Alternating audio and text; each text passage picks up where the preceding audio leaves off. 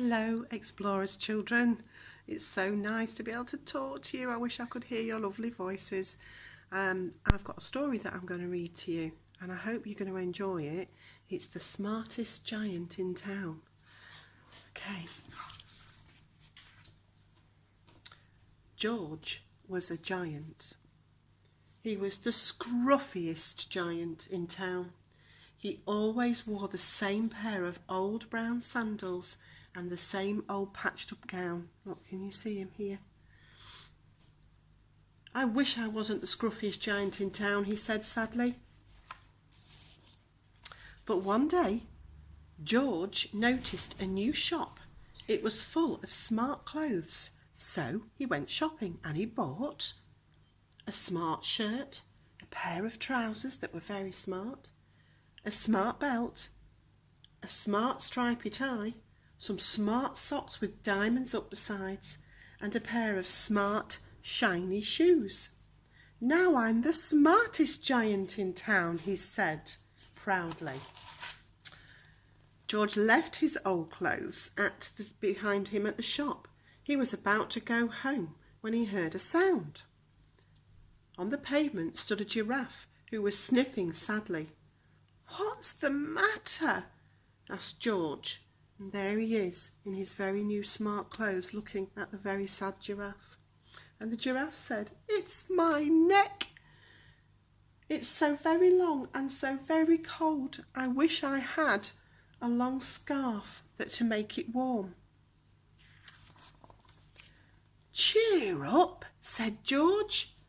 And he took off his stripy tie and he said it didn't match my socks anyway.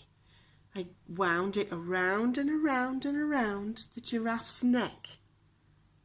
It made a wonderful scarf. "Oh, thank you," said the giraffe.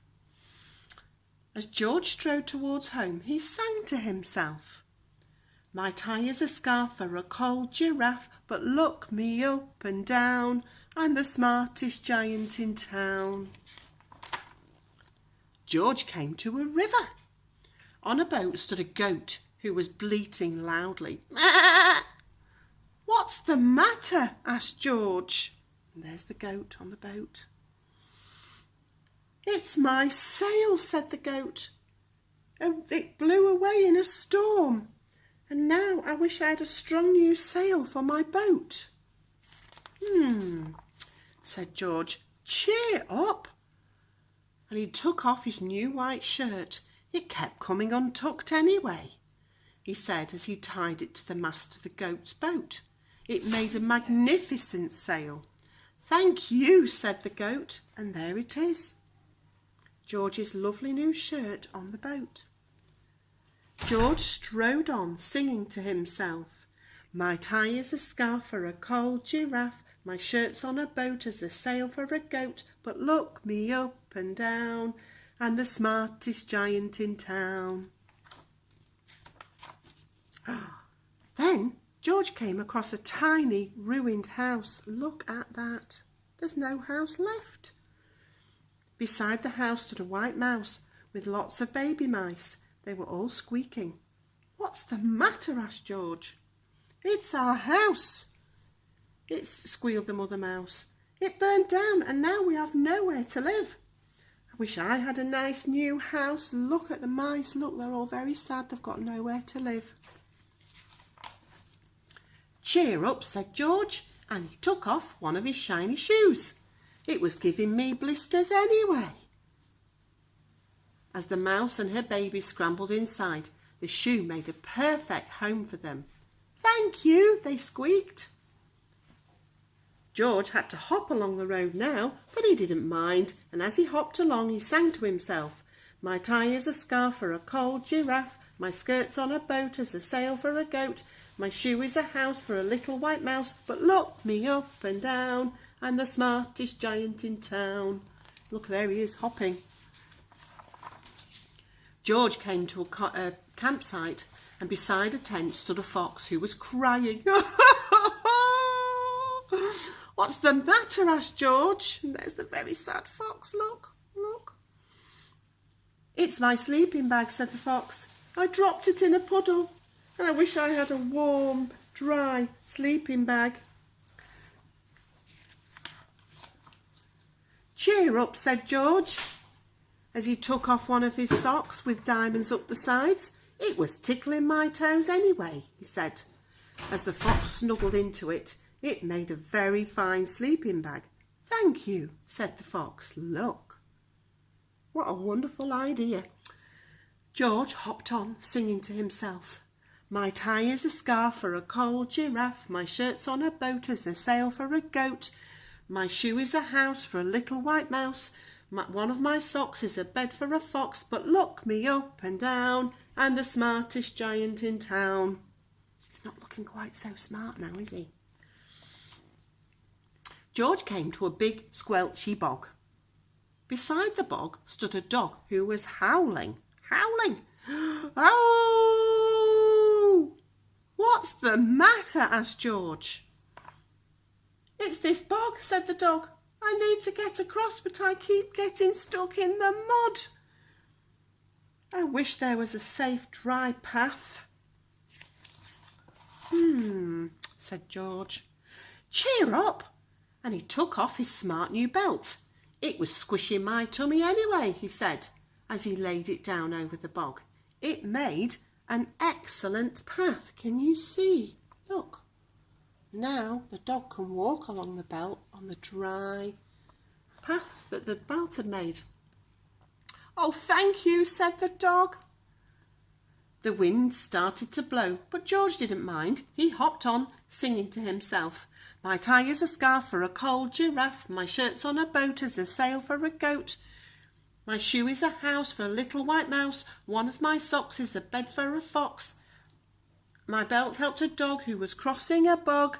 But my trousers are falling down.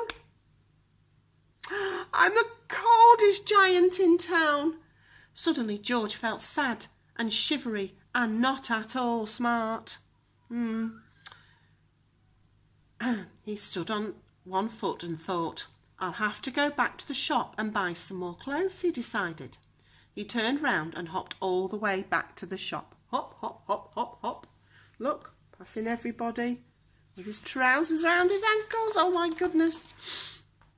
But when he got there, it was closed. Look, the shop's all closed. Oh no, cried George. He sat down on the doorstep and a tear ran down his big nose. He felt as sad as all the animals that he had met on his way home. Then, out of the corner of his eye, he saw a bag with something familiar poking out of the top. George took a closer look. There's the bag. Look, there's the bag. Oh. My gown, said George. My dear old gown and sandals. George put them on and he felt wonderfully comfortable. Wonderful. I'm the cosiest giant in town, he cried, and he danced back home along the road. Wow. He danced back home. Outside his front door stood all the animals he had helped. They were carrying an enormous present. Come on, George, they said, open it. There's the giraffe, and there's the fox, and there's the dog, and there's all the mice and the goat. All of them came. George untied the ribbon, and inside was a beautiful gold paper crown and a card. Look inside the card, George, said the animals. George put the crown on his head and opened the card.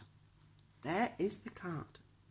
And it says, you gave your scarf to a cold giraffe. Your shirt's on a boat as a sail for a goat.